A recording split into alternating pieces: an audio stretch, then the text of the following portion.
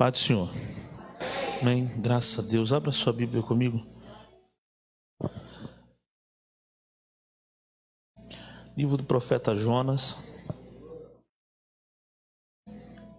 Eu estou muito feliz em voltar aqui. Cadê a Karine? Está aqui? Eu vi ela ali agora, eu ia falar. Mas Deus abençoe a vida dela. Você não sabe o que aconteceu agora. Sexta-feira para cá. Tudo preparado para a gente estar aqui hoje. Aí sexta-feira, aí a gente assumiu uma congregação. Aí tinha que estar lá hoje. Aí hoje a gente já passou a congregação para o dirigente. Porque senão a gente não conseguiria estar aqui hoje. A gente assumiu interinamente, foi muito rápido. A primeira congregação que eu assumo, já assumi e perdi ela em menos de um dia. Sabe como é que eu sou um bom pastor, viu? Mas graças a Deus, hoje foi a inauguração de umas congregações lá pelo nosso pastor presidente, a igreja lá de Guaiacá. É mesmo, é? Oh, que bênção. Jonas, capítulo 1, verso de número 1 em diante. A palavra de Deus veio a Jonas, filho de Amitai, dizendo: levanta-te, vai até a cidade de Nínive e clama contra ela, pois a maldade subiu diante dos meus olhos. Mas Jonas se levantou para fugir da presença de Deus. Repita comigo: para fugir da presença de Deus. E desceu a Jope, onde encontrou um navio que ia em direção a Tarsis. Pagou uma passagem e desceu para dentro dele, para ir com eles em direção a Tarsis, para fugir da presença do Senhor. Mas o Senhor mandou um grande vento ao mar e fez uma poderosa tempestade no mar, de modo que o navio estava a ponto de quebrar-se. Então os marinheiros ficaram com medo e cada homem clamou ao seu Deus e lançaram-lhe as cargas que estavam no navio ao mar para o aliviarem. Mas Jonas desceu ao porão do navio e deitado dormiu profundamente. E o mestre do navio chegou-se a ele e disse-lhe: que tens, homem dorminhoco? Levanta-te, clama ao teu Deus, e talvez ele lembrará de nós, para que não morramos. Podeis tomar os vossos assentos? Pode ficar à vontade aí, fica à vontade.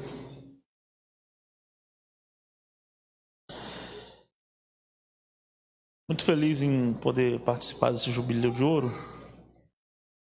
E vocês escolheram um tema muito bom, porque se você analisar um pouco a parábola do semeador, a gente vai entender que puramente fala sobre identidade. Puramente fala sobre identidade. O Cristo falando por parábolas na intenção de os discípulos entenderem, e ele até chama a atenção dos discípulos no final: olha, se você não conseguir entender essa parábola, vocês não vão conseguir entender mais nenhuma, porque é o princípio de tudo. É o próprio Cristo como semeador e os lugares onde as sementes estão caindo, tratando-se do coração do homem. E o Espírito Santo ministrou no meu coração, quando eu estava meditando nisso. Eu lembrei que uma certa vez eu estava indo em direção ao centro da cidade, trabalhava na época no centro da cidade, ainda pegando um trem, e eu sentado, Deus me deu uma ministração e eu tentei escrever, e aí a caneta não prestava. E é horrível quando isso acontece, quando você recebe uma inspiração de Deus. O pastor deve saber disso, né? Aí você tenta rascunhar. Hoje tem um telefone que é muito mais fácil, no bloco de notas. Tentei escrever e nada, a caneta não prestava de jeito nenhum, e eu com medo de perder aquela orientação, aquele sentimento que Deus tinha colocado em nós, com medo de perder nada da caneta. Aí eu fiquei com raiva, quebrei a caneta no meio. Falei: não presta. Se caneta que serve para escrever não escreve, então ela não presta. Ela foi feita para você escrever, e se ela não serve para escrever, ela não presta para nada. E aí a gente já entende que a gente só serve para fazer aquilo que Deus escolheu para a gente fazer. Não tem jeito. A nossa identidade, nós só conseguimos ser felizes e úteis para aquilo que a gente foi chamado para fazer. E se a gente não faz o que a gente foi chamado para fazer, a gente não tem felicidade. E se você olhar lá em Mateus 7,16, quando o próprio Cristo fala a respeito da árvore e diz assim, olha, poderia os abrolhos produzirem figos, ou as uvas produzirem qualquer tipo de outro fruto. E não dá, você olha para uma árvore e se você olhar para um pé de laranja, ela tem que sair laranja de lá, gente. O problema é que o tempo e a atualidade e o momento contemporâneo que a gente vive está obrigando o pé de laranja a produzir uva. E não produz. Só produz o que ele foi chamado para produzir, não tem jeito. Está aí a ideia da semente, que ela precisa ser lançada na terra para produzir o que foi semeado lá. Porque a gente só serve para fazer o que a gente foi chamado para fazer, não tem jeito. E as maiores crises que aparecem é exatamente quando a gente deixa de fazer aquilo que a gente foi chamado para fazer. A tua identidade, a tua pessoalidade, e repara que tudo na vida vai guiando a gente para aquilo que Deus escolheu para a gente fazer. Tudo. Há muito tempo atrás, eu ia ministrar lá no Recreio. Estava sem carro na época, eu tive que pegar na época um táxi, senão ia chegar muito atrasado. Aí eu já estava, sabe aquele momento que você fica, e olha que eu sou bem novo, mas eu estava já assim, já não quero mais. Não queria mais pregar, eu falei, não, vou parar com isso, não quero. Eu estou sentado, eu já estava indo pregar, já com vontade de não ir pregar, porque eu não queria mais pregar. Eu falei, chega, não quero mais. E do nada, chegando ali na altura da Merck, não tinha Transolímpica na época, aí o taxista começou, você é pastor, é? Eu falei, não sou pastor não. Ele falou para mim assim, rapaz, deixa eu contar um negócio que aconteceu. Olha, eu tô aqui dirigindo, mas você está do meu lado? Eu estou sentindo uma vontade de falar um negócio para mim. Eu falei, fala o que você quer. Olha, eu estou com a minha esposa, meus filhos, não estou aguentando mais, eu quero divorciar, eu já não aguento mais a minha família, não aguento mais a minha esposa. E começou a falar. E eu ali, batendo a cabeça na parede, falando assim, no vidro, eu falei, para de falar, eu não quero ouvir nada, eu quero parar aí, você está me contando a tua vida. Ele foi falando, e eu não querendo ouvir, e aí começou a arder o coração. Você sabe como é que é, né? Aí começou a queimar aqui dentro. Aí começou a sair. Eu falei, rapaz, Deus vai restaurar a tua família, Deus. E comecei. Aí o cara dirigindo, chorando, eu de um lado falando, do nada comecei a falar em línguas estranhas. Começou dentro do carro uma igreja e começou. E aí quando eu fui pagar ele, pensei até que ele não ia cobrar, mas ele cobrou, eu fui pagar ele. Podia deixar uma oferta. Quando eu fui pagar ele, o Espírito Santo falou assim, eu coloco perto de você aquilo que eu te chamei para fazer sempre. Igreja, casa, família, trabalho. Repara que tudo que você faz está te levando para o propósito que Deus escolheu para você. Tudo. Qualquer lugar que você estiver, aquilo que você pretende fazer. A ideia de Deus é colocar tudo na sua vida que te direcione para aquilo que Ele deu para você. Não tem jeito. Deus aflora isso em você. Deus aflora isso em nós. E quando a gente pensa em parar, Ele cria uma circunstância para dizer para a gente que o que Ele quer que a gente faça é tão sério, que não é para fazer apenas, é aquilo que nós somos. E aí Ele empurra, e aí motiva de novo, dá ânimo de novo, dá graça de novo, dá paz de novo. Deus é tremendo. Eu olhando para o tema de vocês sobre frutos, aí eu tive que parar em Jonas. Não teve jeito, parei. Porque Jonas, ele tem toda a estrutura que o nome dele, a cidade que ele sai, da onde ele é. Primeiro que a cidade dele tem um sentido original que significa lugar de insignificância. Começa por aí. Lugar de cavar buracos, lugar ruim. E aí, era uma terra da insignificância, tinha esse sentimento. E aí você olha para o nome de Jonas, você entende. E a pomba, a simplicidade, a ideia de ser humilde, e lógico que tem tipologicamente o Espírito Santo, mas olha para a vida dele. A cidade que ele mora formou ele, o pai formou ele está formado pela família. Está colocado, tá embutido no nome dele o que ele é. Simples, humilde, e eu vou ser um linguajar mais jovial. Estou bem descolado hoje, pedi até disponibilidade do pastor, né? Um cara destacado por aquilo que ele aprendeu assim. Só que ele, sendo simples, vindo numa cidade simples, não tirou do ombro dele a palavra de Deus. Porque um homem simples, um cara simples, um jovem simples, com uma palavra de Deus, se torna um profeta. Ele podia ser um pai de família, gente, podia. Podia ser um filho, podia ser um filho bom. Podia ser um bom empreendedor. Provavelmente, um dos ofícios dele era um dos ofícios da natalidade. Podia. Mas ele está embutido com a profecia do oráculo de Deus. E não tem jeito. Uma vez que você carrega nos ombros a graça de Deus, você tem que ser o que Deus quer que você seja. O problema é que a gente aprendeu que a felicidade está em exercer funções que a gente quer. E a filosofia até hoje fica tentando descobrir onde está a felicidade. E Jesus direcionou: eu sou o caminho. Eu sou o caminho, a verdade e a vida. Não tem jeito, está em mim, sou eu. O caminho para entender as coisas está em mim. A verdade para a compreensão da vida está em mim. E a própria vida também está em mim.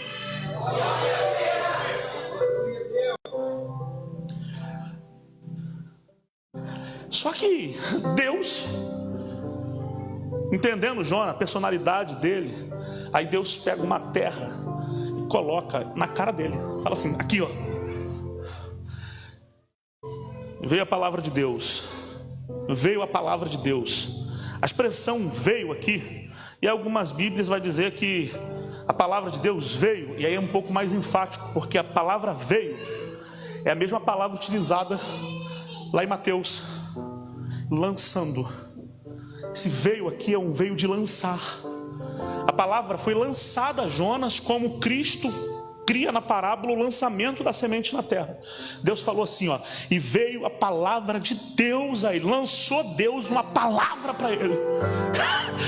E esse lançar aqui é o manuseio do semeador que vai lançar a semente na terra. Antigamente ele andava com aquela bolsa, vou chamar assim para ficar mais entendido, andava com a bolsa e a semente, a terra já arada, o caminho da semeadura pronto, e ele vinha, ia jogando a semente no lugar que a terra, o caminho estava arado. Só que pelas terras da Palestina, do jeito que era ondulado, aí você encontrava pedras. Algumas sementes, quando eram lançadas, saía do vácuo da aração e aí ia para o lado, caía no caminho. Outras, as pedras que ficavam, as rochas que ficavam embaixo da terra seca da Palestina, a semente caía. Algumas outras, pelos abrolhos e espinhos da terra, caía, porque a função do semeador era semear. E de vez em quando, na maioria das vezes, a terra era boa para recepcionar.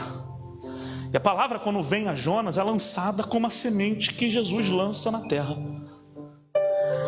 E o que é interessante é que Deus, para frente de Jonas, coloca na cara dele o passado.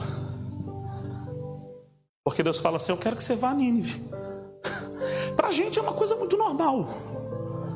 Para a gente é uma coisa muito comum, uma palavra muito simples. Uma cidade, talvez, se a gente não conhecer a história. Mas para Jonas era a crueldade. Lembrar de Nínive era lembrar de traumas. Porque os ninivitas eram terríveis. E você já conhece a história. Deus coloca na frente dele o passado. Vai lá. Desce na cidade e prega. Fala para eles do meu amor. Diga para eles quem eu sou. Eu estou lançando a palavra em você para que você lance a palavra neles.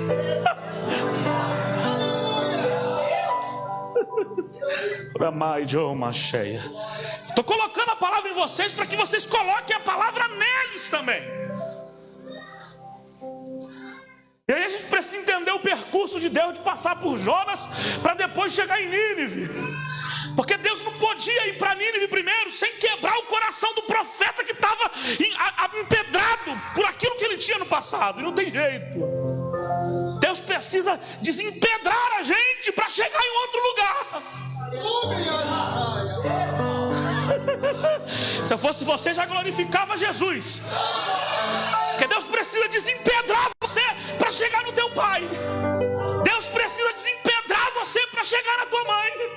Deus precisa desempedrar você para salvar a tua rua, para salvar o estado, para salvar o país. E essa noite Ele vai desempedrar você. Uramachúria, levante as mãos e adora Ele.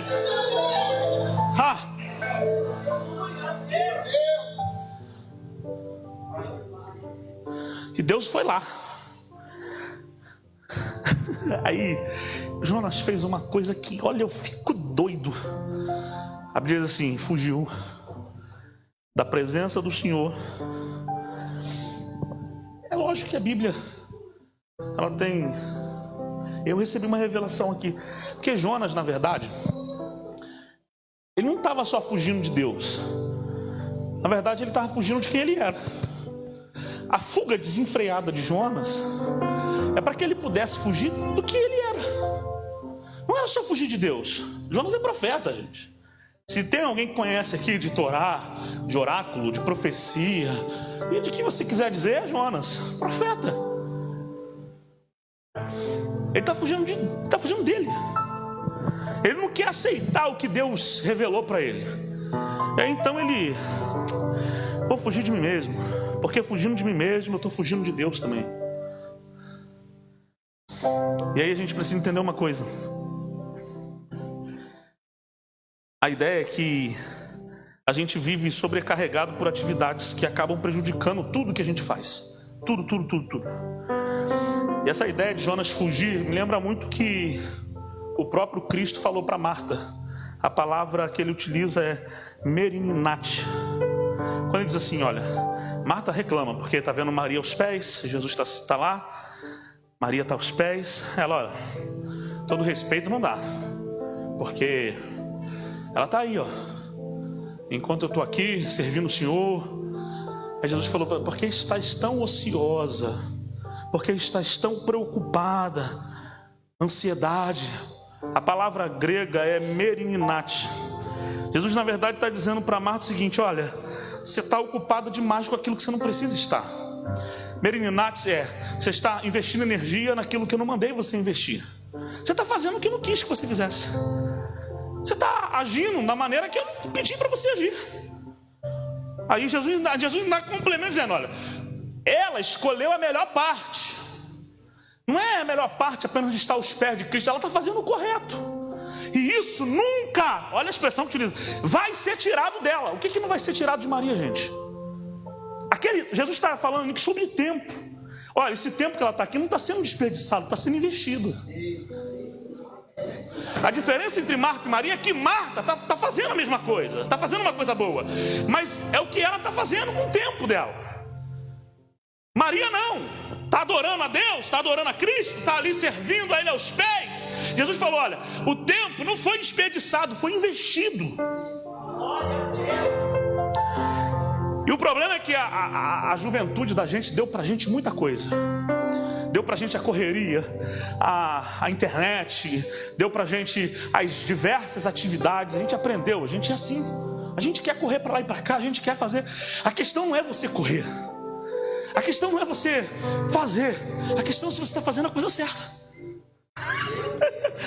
É isso. Porque o senhor acha que jovem não quer mais ser pastor, jovem não quer mais ser pregador, não quer mais cantar, jovem não quer mais a maioria deles, não todos, não querem mais fazer as atividades eclesiásticas, os ofícios da igreja. A questão não é fazer, gente, é se está fazendo a coisa certa. O problema é que o mundo, a atualidade inverteu os nossos valores e deu pra gente o ativismo. E aí a gente emprega tanto quanto o ativismo religioso que a gente viveu, é ativista numa vida. E a gente prefere escolher tanta coisa e esquece do verdadeiro propósito de Deus. E a questão não é você fazer, é se você está investindo tempo no lugar certo e naquilo que é certo. Porque a gente pode investir energia no lugar errado. E o problema de investir energia no lugar errado é não conseguir recuperar a energia que a gente perdeu. É esse meu medo de Jonas. Que quando ele foge de Deus, ele está gastando uma energia para fugir daquilo que Deus preparou para ele. E não tem jeito. Deus vai atrás assim, ó, para pegar de volta aquilo que ele deu para Jonas. E essa noite Deus veio aqui pegar o que ele deu para você. Deus veio pegar o que ele deu para você. E é no meio dessa fuga desenfreada da vida, do chamado de Deus, e até mesmo de quem ele era, que a gente vai aprender que Deus busca. Eu não sei se eu falei isso aqui da última vez, mas você imagina, no último período da tua faculdade, você descobrir que eu não queria fazer essa faculdade, eu não quero fazer medicina, eu queria fazer direito. Imaginou isso? 5 anos numa faculdade, e aí no último período você falou assim, não é isso que eu quero. Você perdeu 5 anos. Nunca mais vai voltar para você isso. Porque a questão não é fazer, é fazer aquilo que Deus quer que se faça. Tem pessoas que destruíram família, pessoas que destruíram casamentos, pessoas que destruíram projetos, simplesmente porque escolheram fazer aquilo que Deus não tinha preparado para ele. E a ideia não é fazer apenas, é fazer o correto. Faça o que Deus preparou para você, que vai dar tudo certo. Eu vou repetir isso aqui até como um conselho para os jovens e para os irmãos em questão. Faça o que Deus escolheu para você fazer, que vai dar tudo certo. Às vezes vai cambalear, às vezes não vai dar muita, você vai ficar triste, vai cansar, mas uma coisa vai dar certo. Porque o que Deus fala, Ele garante. O que Deus chama, Ele garante. Se Deus disse, ponto final, vai acontecer.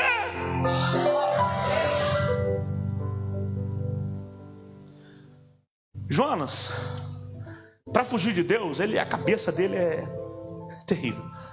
Imagina, tenta imaginar comigo. A gente já fechar. Jonas vai descendo, desce ao porto de Jope. E aí Jonas sabia, Jope tem uma similaridade com o lugar que chega, e não apenas de saída. Foi lá que chegou as madeiras para construção, o ouro para construção, foi tudo lá. Uma cidade portuária. E Jonas chega lá em Jope, distava 56 quilômetros de Jerusalém. E quando Jonas chega em Jope, ele chega meio desorientado, com uma crise de identidade. Porque está aqui na cabeça dele, ó. Tarsis. Está na cabeça dele. Tarsis. É ele, Jope. Eu preciso sair. Deus mandou ir para Nínive, mas eu quero ir para Tarsis. Perdão, está na cabeça dele. Nínive. E ele está, Tarsis. Eu vou para Jope, eu preciso saber. Aí a Bíblia diz, desceu ele a Jope, desceu. Está escrito aí, não sou eu que disse, está escrito. A Bíblia diz assim, ó, e achou. Repita comigo, achou. Muito fraco, achou. Pronto, a Bíblia diz que ele achou o navio. Se ele achou, ele escolheu.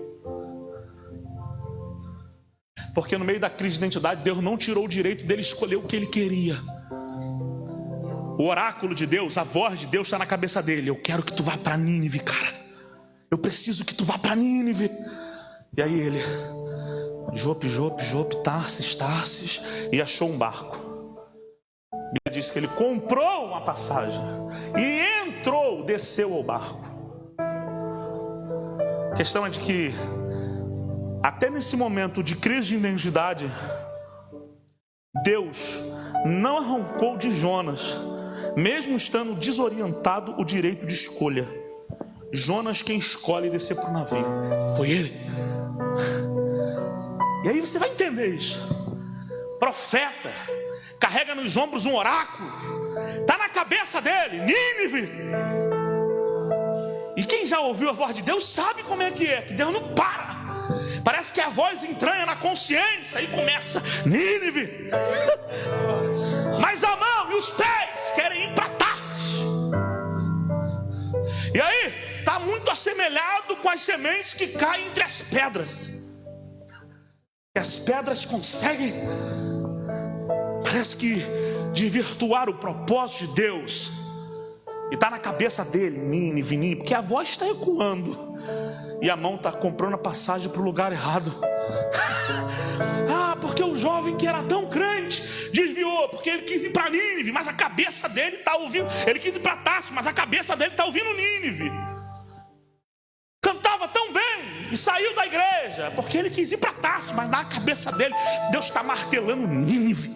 Porque esse cara não é feliz, porque essa moça não é feliz, porque esse jovem não é feliz, porque na cabeça dele está Nínive. E ele sabe que não é feliz, porque ele pode ir para Tarsis. E sabe o que é importante de Tarsis? Que de Tarsis é que pega os ouros. A ideia de Tarsis é que Jonas dá um significado para ela muito maior do que Deus tinha falado de Nínive. Que de Tarsis se pega os ouros para a construção do templo. É de Tarsis que se tira alguns materiais preciosos, como púrpura e outras coisas mais. Jonas olha para Tarsis e vê Tarsis um lugar de valores, um significado a mais. E Nínive era um trauma. Enquanto Tarsis tem valores e significado de importâncias, Nínive é uma cidade que me traz traumas. Me lembra do passado, das angústias, das amarguras. E é muito mais fácil para Jonas ir para Tarsis, um lugar de ouro e prata, do que ir para Nínive para curar traumas. E ele vai para Nínive, vai cair para Tarsis, o lugar de riquezas, aonde os meus valores estão encruados. É quando a gente troca a cura da vida e a cura da alma por aquilo que a gente conquista. E aí a gente coisifica de novo, que Deus não quer que a gente transforme em coisa. E aí, gente, a Bíblia diz que ele desceu, entrou no navio. Imagina a cara dos marinheiros de Jonas, a cabeça, Nínive, Nínive, Nínive. E ele quietinho entrou. E o barco saiu, continuou, e Jonas está lá dentro. Imagina a sensação dele de alívio. Consegui. Estou fugindo de Deus. Estou fugindo do meu propósito. Vou conseguir viver a minha vida do jeito que eu preparei. Vou concluir a minha faculdade. Vou concluir meu mestrado, meu doutorado. Vou morar na Califórnia. Vou ter o melhor carro do ano. E vou viver a minha vida. Só que enquanto o barco está indo para frente, Deus está puxando ele de volta.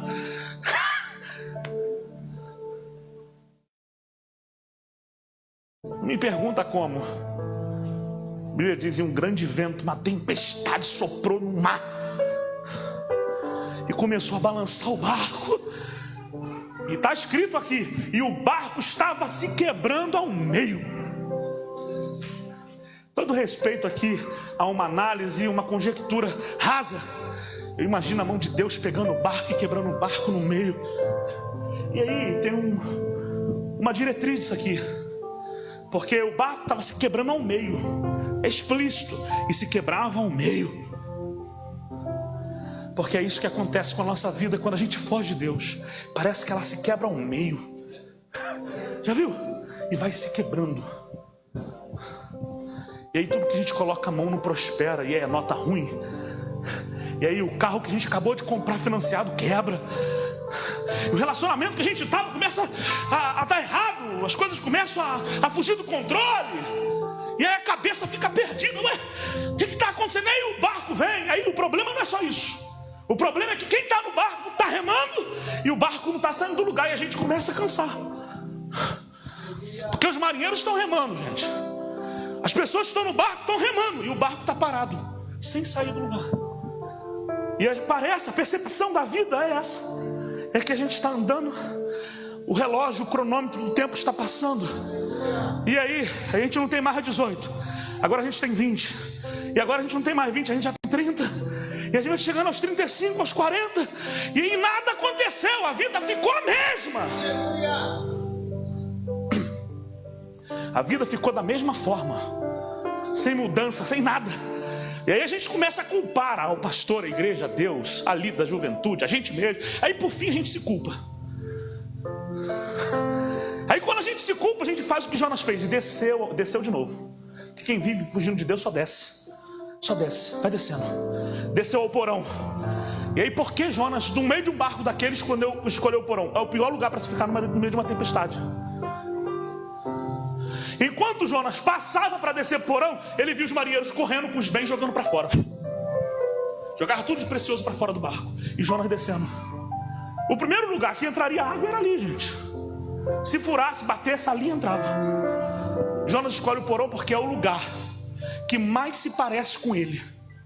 Porque geralmente a gente escolhe o lugar para fugir de Deus no lugar que mais se parece com a gente. Se a gente entender. O filho pródigo só se levantou de onde estava porque ele percebeu que ele estava tão parecido com aquele lugar que ele não precisava mais daquilo. Aí ele falou: vou me levantar e vou voltar para casa do meu pai. Porque o porão é escuro e Jonas estava vivendo na escuridão da vida. O porão é terrível e Jonas estava lá. O porão é difícil, Jonas estava lá. E aí ele piora a situação. E aí a gente vai terminar. Ele piora a situação, porque no porão, no meio de uma tempestade, o barco se quebrando, ele dormiu. Que coisa doida. Como é que o cara dorme assim? Aí a gente não entende. Porque que era tão bem, tão bênção na igreja, e do nada virou funkeiro, pagodeiro, sei lá o que. É o momento da vida que a gente está tão perdido da gente, que tudo que a gente faz já não tem mais sentido. Meu corpo arrepiou todo aqui. É aquele momento da vida que tudo que a gente manuseia já não faz nem tanto sentido, que a gente já perdeu o foco, a gente já é insensível. Jonas dormiu no meio de uma tempestade no porão porque já era insensível à situação. Sabe qual é o grande problema? É que quem falou com Jonas foi Deus. Então podia, gente, descer um anjo do céu, que Jonas continuaria na cabeça em direção a Tarsis. Podia vir um pastor cheio de Deus pregar para ele, que ele continuaria indo em direção a Tarsis, que o que ele tinha no ouvido, no coração, era a voz de Deus. O que ele tinha na mente era a voz de Deus. E podia descer um anjo, uma espada, sei lá o que fosse, ele continuaria indo para Tarsis. E aí o que Deus fez para que ele pudesse entender o projeto? Deus teve que quebrar o barco. Deus teve que mandar um vento e empurrar ele de volta para o propósito dele. Volta. Porque quando eu falo contigo, você não ouve. Eu vou utilizar a tua vida e as circunstâncias que estão ao teu redor para te colocar de novo no centro da minha vontade e do meu propósito.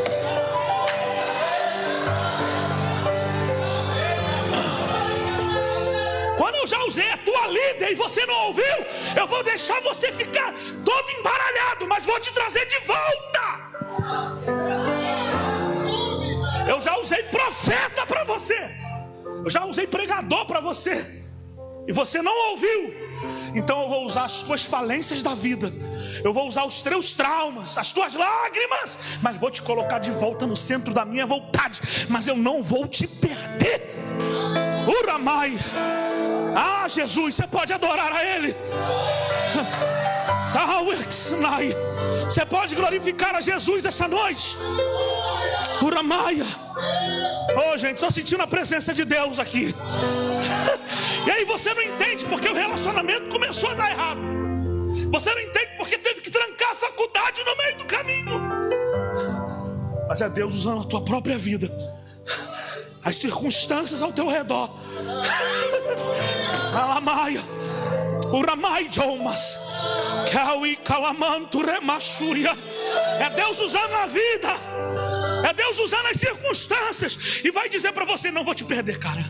Não vou perder, não vou perder, não vou perder. Eu vou te colocar de volta naquilo que eu preparei. Você está entendendo isso aqui? Eu vou te levar, vou te puxar de volta para a minha vontade.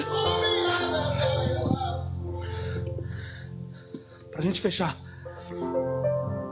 diz o versículo 6: e chegou-se a ele. Repita comigo: chegou-se. Mais uma vez, chegou-se. A palavra no original aí é a mesma expressão utilizando para graça, aproximando-se. Porque Jonas não merecia que o mestre do navio, que é o capitão, fosse lá. Captou isso aqui? Não merecia que o dono, o comandante do navio, no meio de uma crise, descesse no porão. E a expressão é essa: chegando-se a ele. No hebraico é aproximando-se, sem entendimento. É o capitão do navio que foi para o porão, porque era o único que estava entendendo tudo o que estava acontecendo com o navio, com os marinheiros e com Jonas. E no meio da tempestade, com o barco se quebrando, em vez dele governar o barco inteiro, ele desceu para governar a vida de um homem. Eu vou até você, cara, mas eu não vou te perder. Não, é para você estar dando glória a Jesus aí. Porque essa é a maior manifestação da graça de Deus. E lá vai, vou largar aqui uma palavra profética para você. Teu pai pode esquecer de você, tua mãe pode esquecer de você, teu pastor pode esquecer de você, tua líder pode esquecer, mas Deus não esquece. E hoje Ele vai no porão te buscar. Levante as mãos para adorar a Ele. Levante as mãos e abra a tua boca para glorificar a Jesus essa noite. A manifestação da graça é Deus vindo até nós para nos ensinar a chegar até Ele. Deus não vai deixar você morrer no porão da vida. Ele vai descer até você. Ah, mas lá não é muita gente que vai. Não, é Ele que vai. E Ele não vê Jonas como Jonas. Ele vê Jonas como profeta, porque Ele diz: o que tu está fazendo aqui, cara? E aí Jonas revela para ele o que nem falou para Deus: eu sou hebreu, e eu sei que tudo que está acontecendo é por causa de mim, porque é impossível. E a gente termina: a graça é se aproximar de alguém e não fazer com que a pessoa revele o que ela está sentindo. A culpa é minha, eu sei porque está acontecendo isso. A graça de Deus faz a gente entender que a culpa é nossa, e fez Jonas entender que ele precisava voltar para o propósito de Deus. Essa noite Deus veio aqui para te puxar de volta para aquilo que Ele preparou para você. Fica de pé, fica de pé, fica de pé. Uramai Teui Halamanjo Oma Surya Lemari Kyomenergia. Deus te trouxe de volta. Deus está te puxando de volta. Eu sei que é difícil. Eu sei que é difícil. Mas a graça está aqui.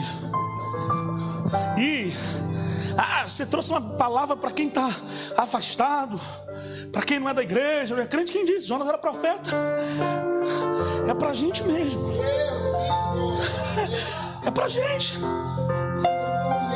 Você está perdido, está fugindo de você, de Deus, dos propósitos. Não tem problema não. Deus vai usar a vida para te colocar de volta na vontade. E quando você se sentir no porão, Ele vai até você para mostrar que só Ele vai no porão da vida para resgatar a gente de novo. Porque teus problemas às vezes não são externos, são internos. E o porão revela aquilo que a gente é. Então é lá mesmo que Ele vai fazer você dizer o que você é, para que Ele possa fazer com que você volte para o lugar que Ele preparou para você. Você recebe isso aqui? Deus essa noite está te trazendo de volta. Se você começar a sentir o coração arder, querer falar de novo de Jesus, querer falar em línguas estranhas de novo, que você não fala há muito tempo, querer vir aqui na frente, levantar a mão e reconciliar, não se preocupe. O que é isso? É a ardência de Deus trazendo você de volta para o centro da vontade. Se você está enxergando a vida quebrando, o barco quebrando, as pessoas pulando, as pessoas morrendo em volta de você, e você começou a sentir que isso é não é o diabo, não é o mundo. Não é o que? É Deus dizendo para você que Ele quer que você retorne exatamente para o lugar que Ele preparou para você. Uramai Jeovás. E Ele não vai desistir de você. Ele não vai desistir de você. Oh Jesus, essa noite estamos diante da Tua presença. Tua palavra foi ministrada com graça, e eu quero pedir que o Senhor possa fazer com que retornem para o Teu verdadeiro propósito. Essa noite que Teu Espírito Santo tenha uma liberdade aqui de tirar do porão aquele que está no porão. Que essa noite a semente que foi semeada na terra de pedra possa ir para a semente, para a terra que vai dar frutos. E eu ministro essa noite sobre a Tua igreja, a Tua graça resgatadora, Jesus. Que Teu amor esteja conosco. Oh, remante provas. Ai, que ao implefaios andergue calamancho. Deu e replevas, promente que ovas, não e rebente plomenegai, deu e quemente ploblas. Ai, 2 minutinhos, meu pastor. Promanda bracheia, vai lá, vai nela. Ela vai tocar em você e uma graça de Deus vai descer sobre a tua vida. Depressão, angústia, vontade de fazer coisas, vai sair e vai entronizar no teu coração a graça para aquilo que Deus te chamou a acontecer, e ponto final. Há um Deus de graça aqui hoje, há um Deus de amor aqui hoje. Eu sei, mãe, que você está aqui e teu filho está em casa, mas Deus essa noite está indo lá também. O mesmo Deus que desce no porão para pegar Jonas, vai lá na tua casa para resgatar o teu filho.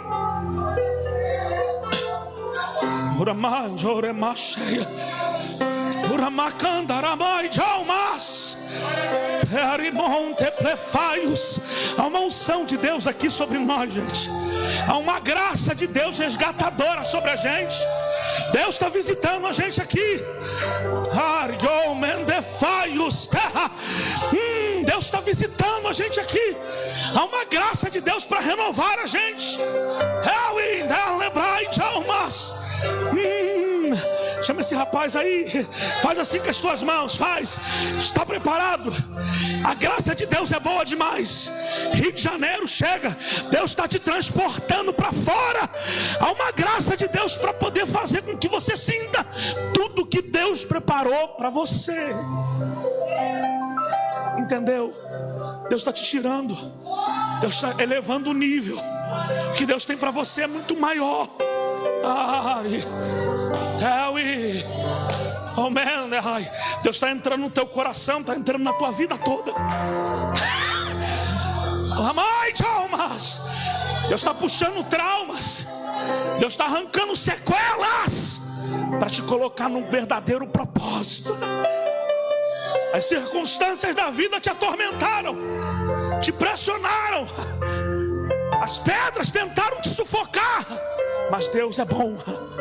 Há um alívio de Deus e uma graça de Deus estabelecida sobre você. E o legado que você traz pela tua família está atingindo o teu coração e está elevando o nível de Deus. Deus está fazendo muito mais. Se prepara. Deus é bom. Deus é bom. Aplauda Jesus. Oh, desculpa.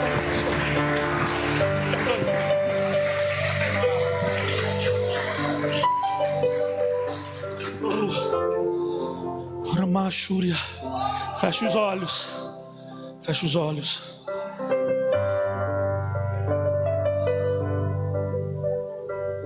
Deus, eu te agradeço por tudo. Que o teu nome seja glorificado sobre essa casa.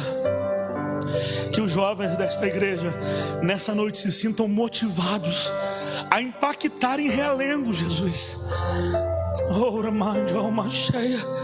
Que eles recebam aqui uma carga da tua graça, e que não apenas a Rua César, não apenas Bento Ribeiro, não apenas Realengo seja impactado por eles, mas que todo o Rio de Janeiro sejam impactados por aquilo que eles vão fazer. Jesus, eu ministro sobre eles a graça que vai fazer eles resgatarem os Jonas que estão no porão dos navios. Jesus, Jesus, restabeleça a saúde emocional deles, restabeleçam a mente deles, restabeleçam o coração deles. E a tua igreja, Jesus, dá a ela uma graça essa noite. Que as línguas estranhas, Deus, essa noite sejam línguas de guerras, para guerrear a favor desta igreja, dos santos que aqui estão. Que a unção derramada aqui cure as pessoas, sare as pessoas, salve as pessoas. Jesus, que a tua casa seja cheia da tua presença essa noite. Eu ministro salvação, reconciliação, poder e graça nesse lugar. Jesus, eu abençoo esta casa, dou glórias a teu nome, em nome de Jesus, amém. Graças a Deus. Ao seu lado um carrasco e um martelo na mão, olhando os pregos e a multidão, sente o grande vazio